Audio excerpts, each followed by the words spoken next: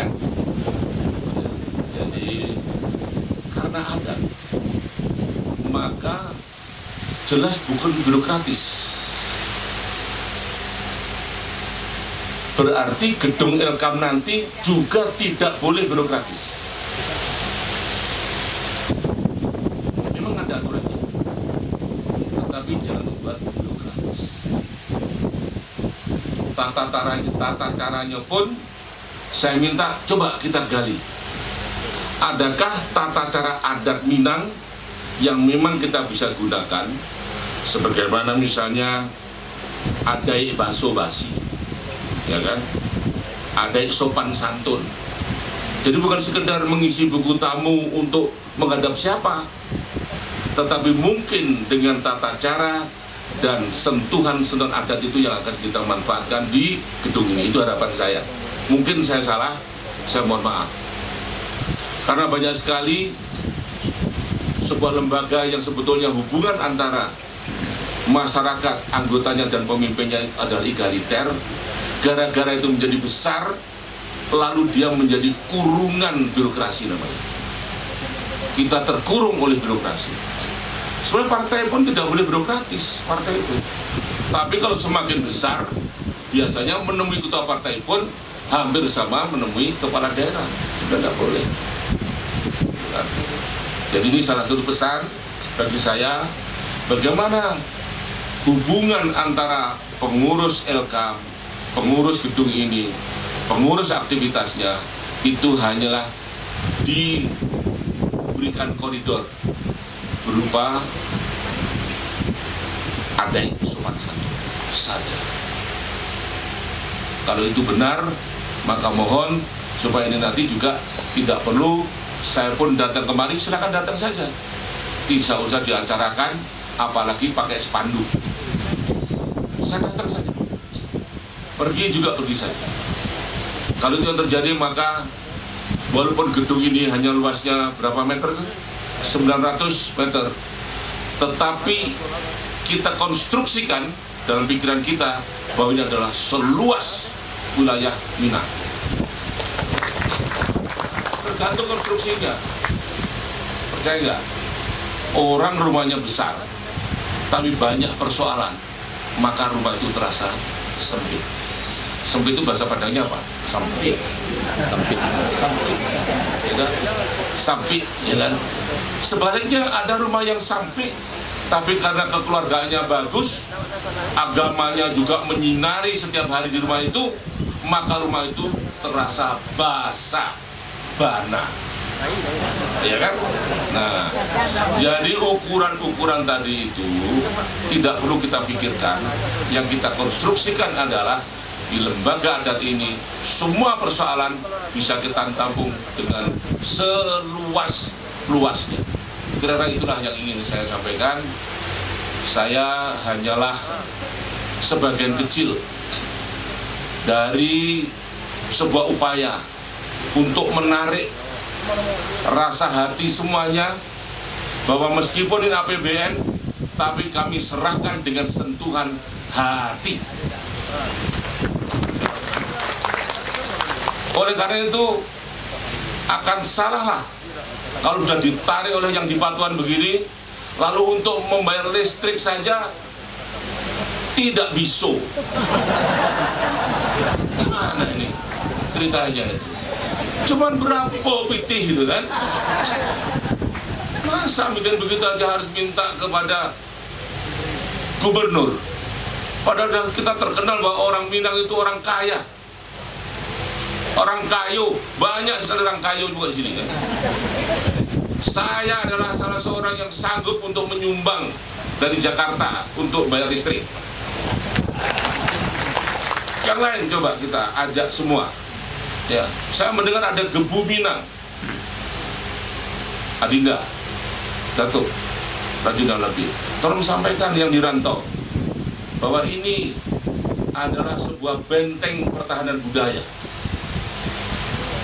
Bukan hanya di Minang saja sebenarnya, kata Bhinneka Tunggal Ika tadi, kita mulai justru dari sebelum semua peraturan ada ini, Indonesia sudah berdiri dengan adatnya. dan semua mempunyai mekanisme survival dia menghadapi alamnya. Tidak ada undang-undang waktu itu, tapi dia tahu akan ada tsunami, dia tahu menghadapi gempa, dia tahu menghadapi kemiskinan. Tidak perlu dikit-dikit mana bantuan dari pemerintah, tidak ada zaman dulu.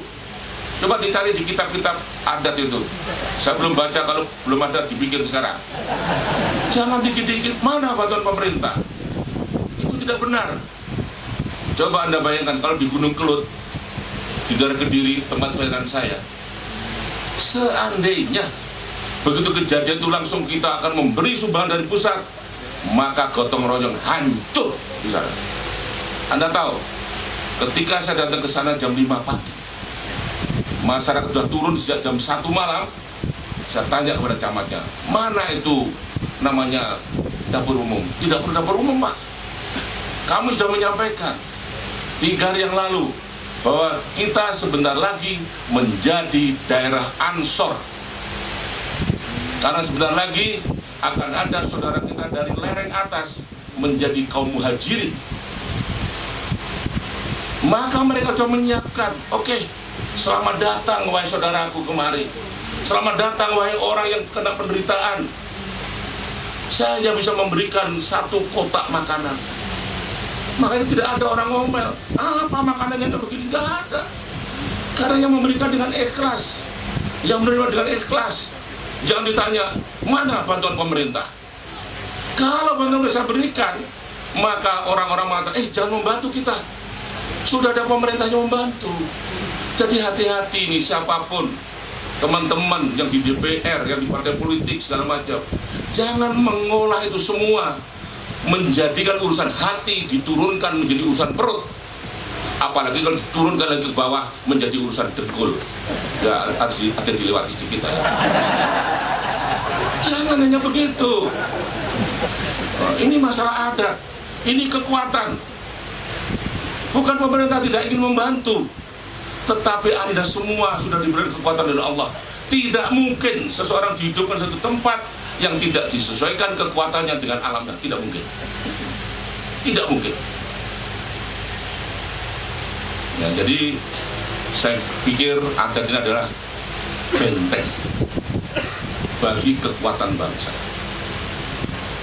Nah, kalau bentengnya aja gelap, itu bisa tempatnya setan itu. Listrik itu, setan itu sebenarnya tempat yang basah, bukan basah ya, basah, dan tempat-tempat yang gelap. Jadi kita harus terang. Makanya nanti Pak Datuk ya, di atas ditulis Samsul Marif setiap bulan misalnya membantu Rp10.000, tapi dengan ikhlas. Ikhlas itu. Yang lainnya 10.000 kali semua terbayar itu listrik.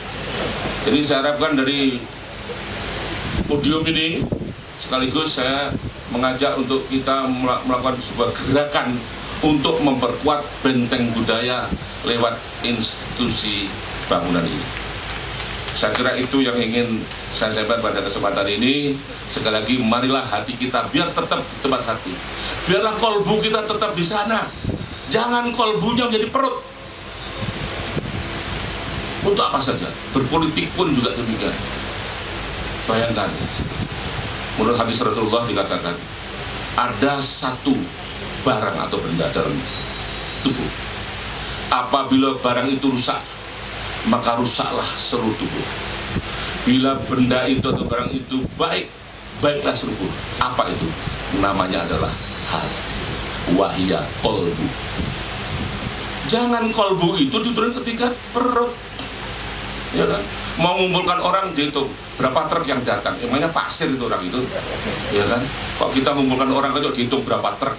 Ya kan? Nggak tahu apa itu kampanye atau apa, nggak tahu. Pokoknya hitungannya truk sekarang itu kan.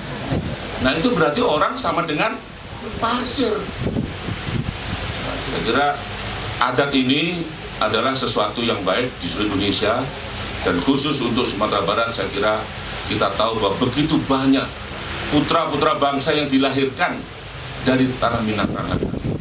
Tidak mungkin kalau dia tidak mempunyai sebuah karakter bawaan yang karena dibentuk oleh lingkungan adatnya.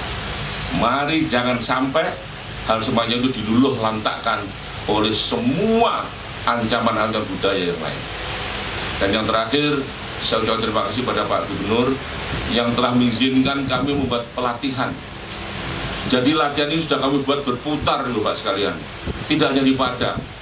Daerah-daerah yang kemungkinan masih ada sisa-sisa kemungkinan tsunami, entah kapan kami adakan latihan. Misalnya, latihan pertama kami adakan di Bali. Karena Bali bagian selatan juga ada kemungkinan tsunami. Kemudian kami melakukan latihan lagi di Pelabuhan Ratu. Karena memang di sana juga pernah ada tsunami. Yang ketiga kita latihan lagi di Flores, di Momere, karena memang pernah ada tsunami pada tahun 92 dan korban cukup banyak. Dan kemudian di sini yang akan datang nanti kita akan di Pangandaran, kita akan latihan lagi di Jember, latihan dan seterusnya. Jadi salahlah pemberitaan-pemberitaan yang tidak bertanggung jawab yang mengatakan bahwa seolah-olah akan ada tsunami. Saya mohon rekan-rekan wartawan, media, termasuk para tokoh masyarakat, tokoh pemuda, alim ulama, ninik mama, dalam kesempatan apapun kita sampaikan bahwa semua itu ada takdirnya, tetapi kita diberi ruang ikhtiar namanya.